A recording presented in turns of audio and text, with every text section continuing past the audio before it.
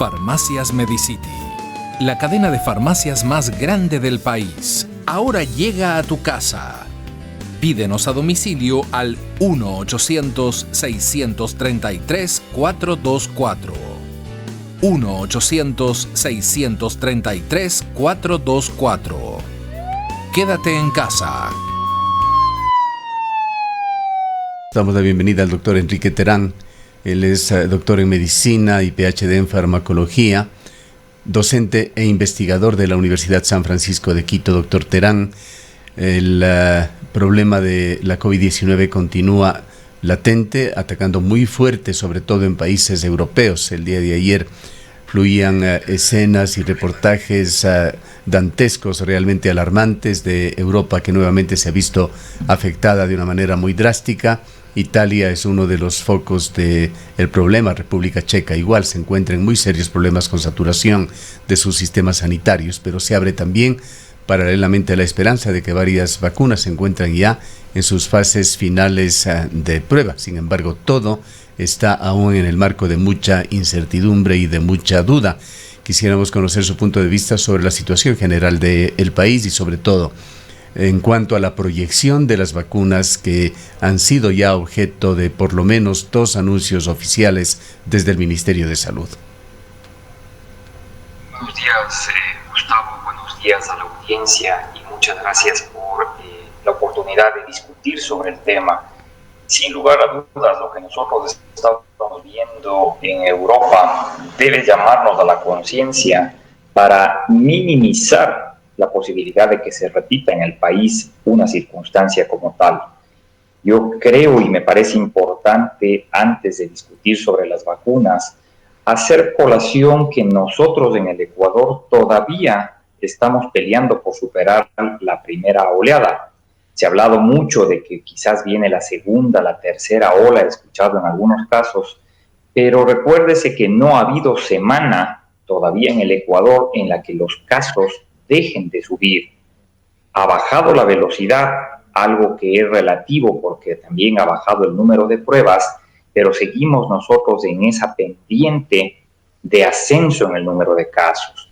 Basado en ello, es fundamental en este punto que nosotros tomemos acciones preventivas en aras de evitar que esto pueda empeorar aún más. La vacuna, sin lugar a dudas, es la esperanza que todos anhelamos. Y en las últimas 2 semanas hemos escuchado información sumamente alentadora, pero creo que vale la pena siempre contrastarla con la realidad y no perder la perspectiva sobre qué es lo que va a suceder. Los anuncios de que la vacuna aparentemente tiene una eficacia muy buena y que la vacuna va a estar disponible a finales de año va estrictamente de la mano con una normativa transitoria que sacó la Agencia Regulatoria de los Estados Unidos, la FDA, en la que hace 2 excepciones al proceso habitual. La primera excepción es que está dispuesta a aprobar vacunas que tengan al menos un 50% de eficacia. 50% significa la mitad. Quiere decir que de cada 2 vacunados, en uno protege y en otro no.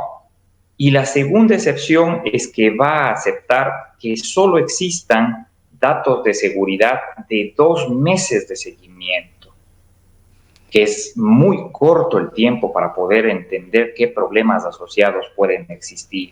Por la emergencia sanitaria, esto es lo que va a suceder. Doctor Terán, antes de profundizar en el tema de las vacunas, quisiera yo ampliar un poco sus criterios respecto de la situación de la COVID-19 aquí en nuestro país. Efectivamente, no hemos podido observar en ninguna provincia de todo el Ecuador que haya una reducción de casos. Se ha hablado de cierta estabilidad, se habla de que se ha alcanzado en algunos lugares, como es el caso de Cuenca, por ejemplo, una meseta, es decir, cierta estabilidad no hemos visto un repunte fuerte de casos, al menos en las últimas semanas aquí en la ciudad, pero tenemos casos, por ejemplo, como la provincia del Guayas, que luego del estallido que vivió respecto de la pandemia al inicio, en los primeros meses en los que se evidenció esta situación aquí en el país, ahora, meses después, se empieza a percibir y a ver nuevamente números de casos que se empiezan a registrar de forma intensa.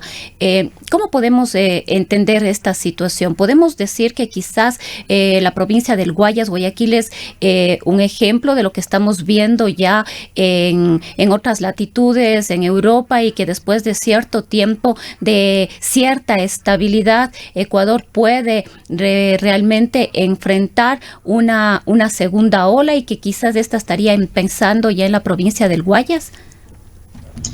Yo creo, y muchas gracias por la pregunta, pero yo creo que uno no tiene que engañarse con el manejo de los números.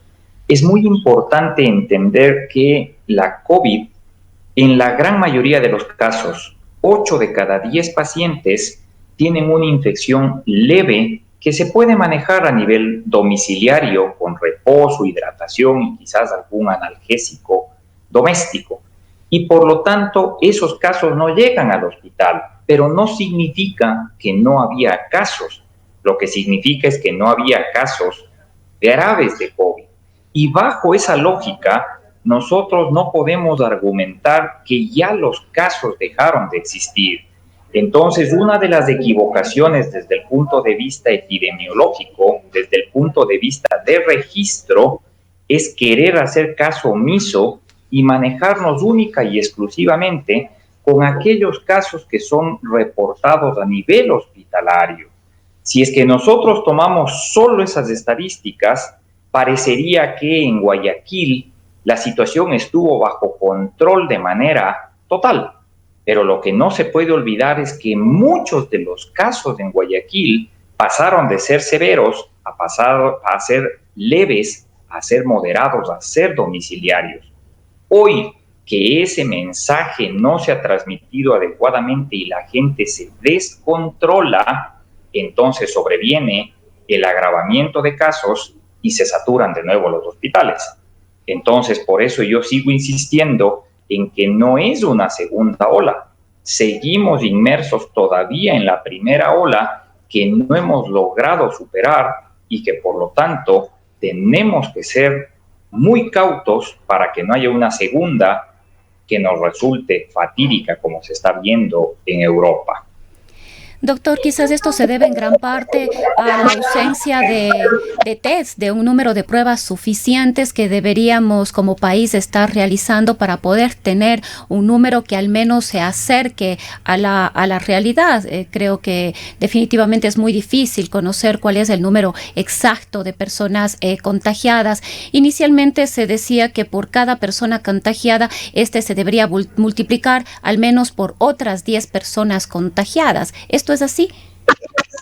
Es correcto. Lastimosamente seguimos nosotros con dos problemas fundamentales.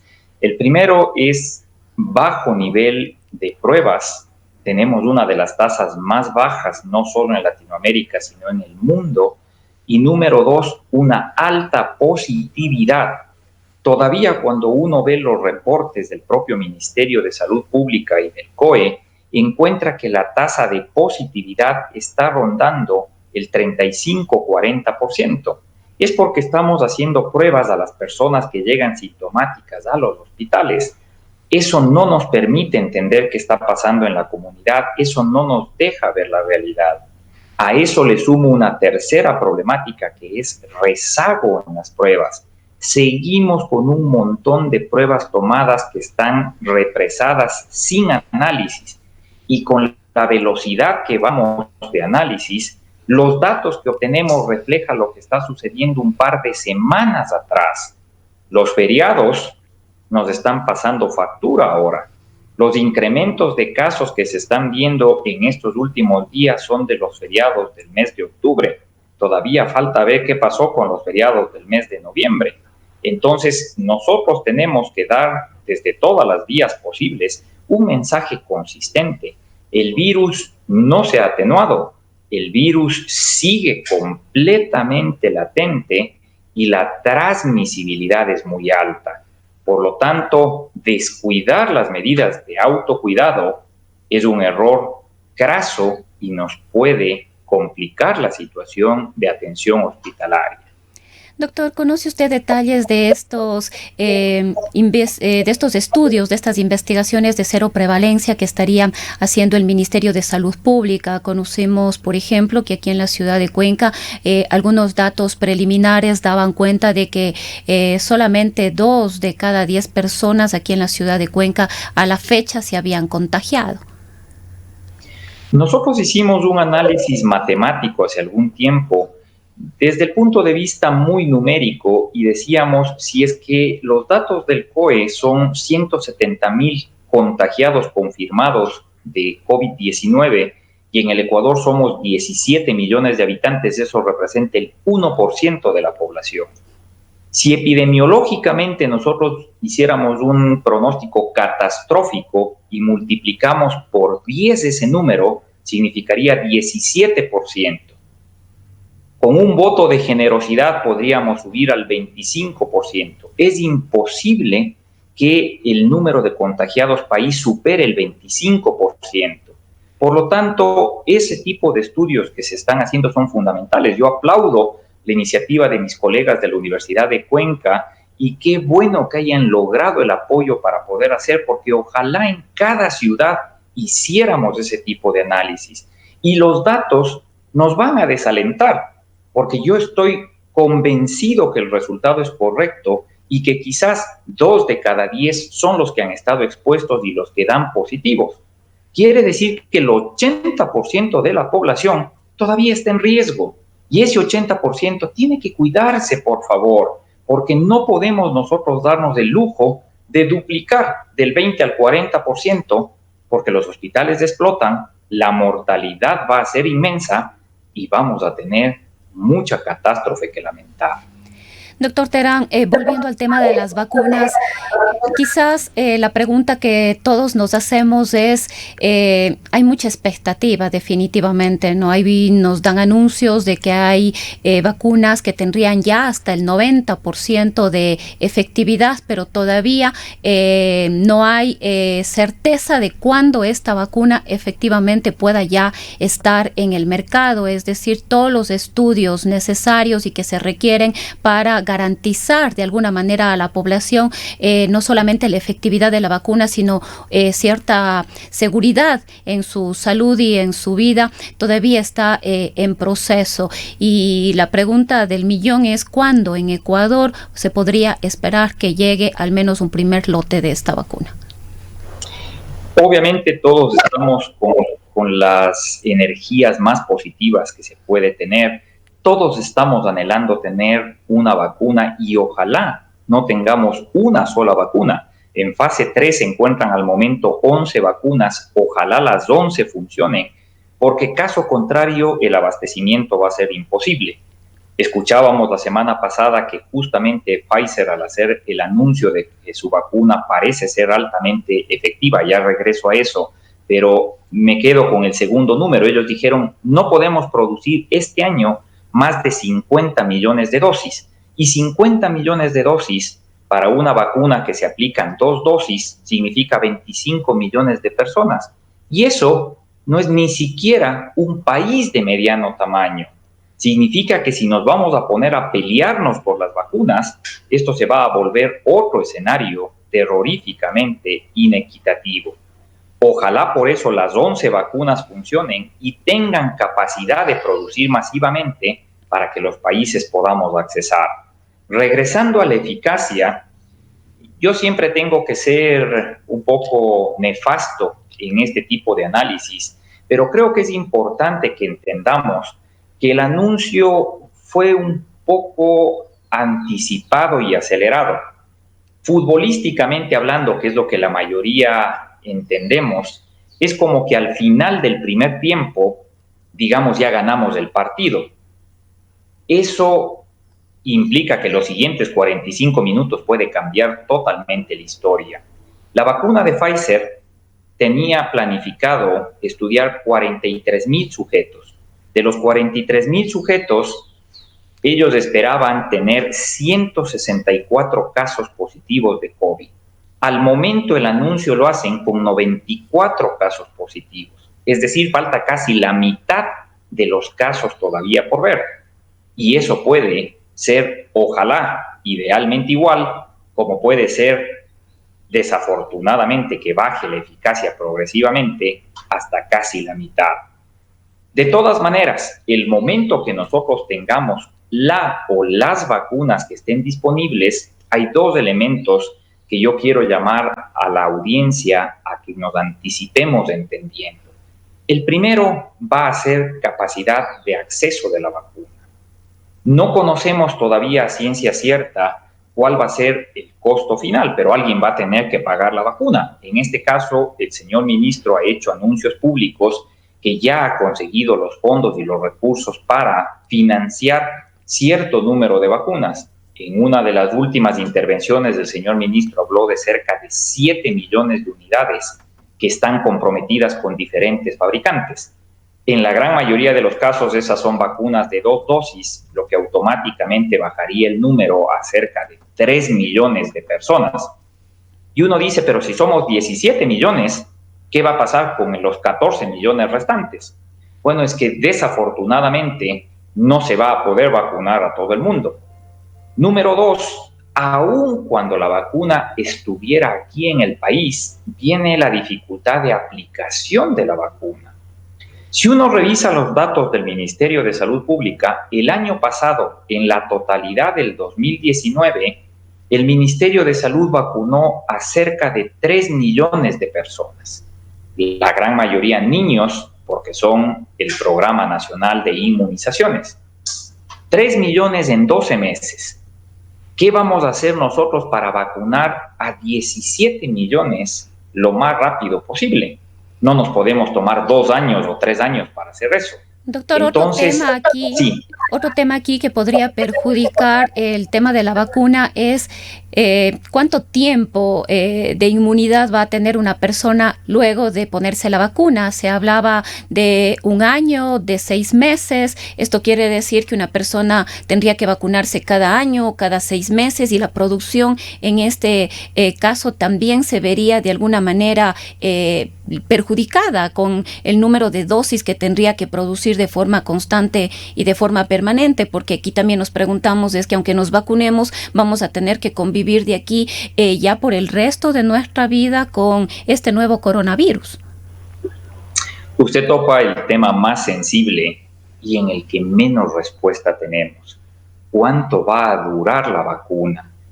La inmunidad natural tampoco sabemos cuánto dura. Cuando una persona se ha infectado por el SARS-CoV-2, cuando una persona ha tenido la COVID-19, ¿cuánto tiempo queda protegido? Los estudios que tenemos a la fecha parecen indicar que dura esa inmunidad entre 3 a 4 meses, lo cual es bajísimo, porque si nosotros extrapolamos eso a una vacuna, ¿quién se va a aplicar una vacuna 4 veces al año? 3 veces, independientemente del costo, pero logísticamente no es viable. Uno aspira a tener vacunas que al menos duren 1 año. Ojalá pudieran durar más, pero en este tipo de virus respiratorios es poco probable. La influenza, que es quizás lo más cercano que tenemos, necesita vacunación anual. Y no tenemos buenas coberturas de vacunación contra la influenza. Entonces, vuelvo al punto inicial. No nos olvidemos que las vacunas se van a aprobar con datos preliminares. Con estas incógnitas, los fabricantes han hecho un compromiso de seguir monitoreando la eficacia de las vacunas mientras están en uso. Pero eso no nos puede dar una tranquilidad absoluta. ¿Qué pasa si cualquiera de estas vacunas, la vacuna de Oxford, si la vacuna china, la vacuna rusa, reporta que su duración de protección es 3 meses? ¿Empezaremos vacunaciones repetitivas o eso generará más bien frustración en la población? Tenemos que nosotros ser muy críticos y ser muy cuidadosos. ¿Qué pasa si la eficacia es baja y es solo de un 50%? Significa que 1 de cada 2 vacunados se puede enfermar. eso va a generar desazón en la gente, eso va a generar poco apego y nos puede complicar. Es por eso que aún con la vacuna en la mano y aplicada, yo no puedo dejar de decirle a todos quienes nos escuchan que no se puede abandonar la mascarilla, que no se puede abandonar el lavado de manos, que no se puede dejar de lado el distanciamiento. Al menos todo el año 2021 nos espera de mucho cuidado personal y social, porque con la vacuna ya disponible en el mejor escenario, todavía no vamos a lograr erradicar la transmisibilidad lo suficientemente rápido y menos en el porcentaje que quisiéramos. Bien. Entonces, sí. Sí, doctor, el tiempo se nos acaba ya. Tenemos que irnos a un corte, despedir el enlace que tenemos hasta esta hora con Academia TV y agradecerle, por supuesto, a usted por habernos acompañado y aportado sus criterios en un momento tan importante para la salud de la población. En el Ecaustro, desde hace 20 años, trabajamos día a día para generar la energía que tú necesitas. Hoy, renovamos nuestro compromiso de servir a la región y al país, generando desarrollo con conciencia y conservación ambiental y siempre mirando al futuro.